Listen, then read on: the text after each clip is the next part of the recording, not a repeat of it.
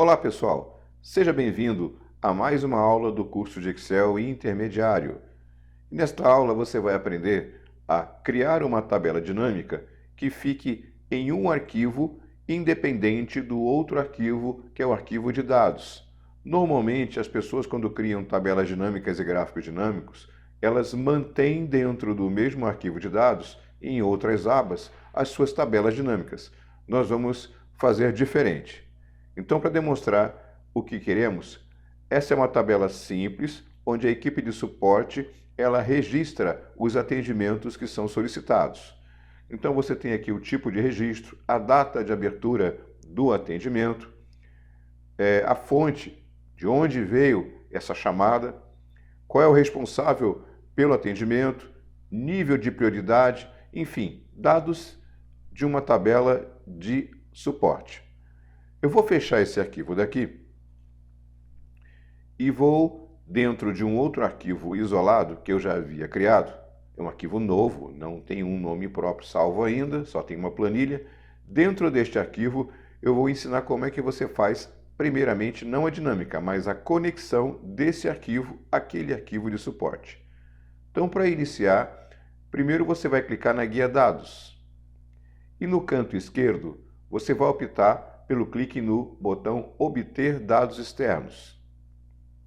Das opções que surgem, clique no botão de outras fontes.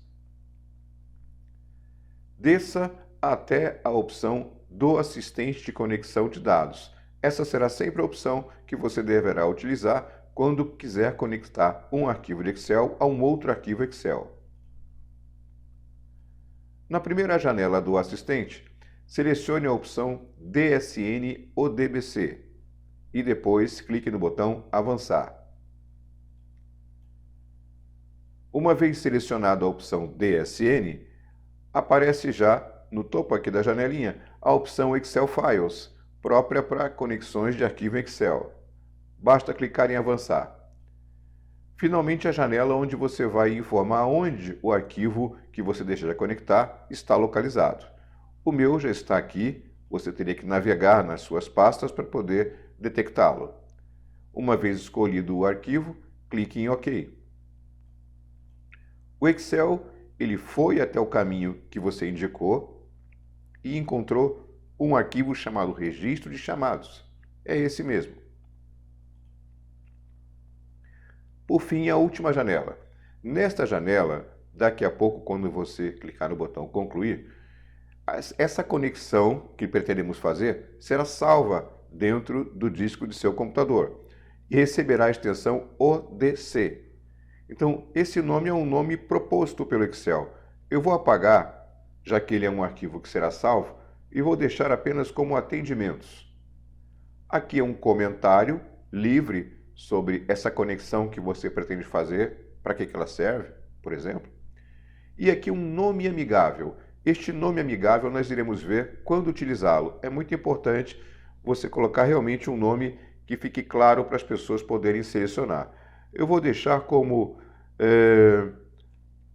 chamados e vou clicar no botão Concluir.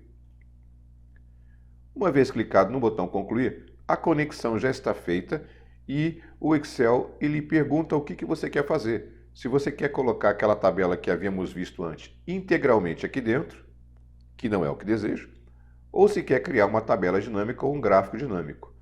Eu vou criar uma simples tabela dinâmica.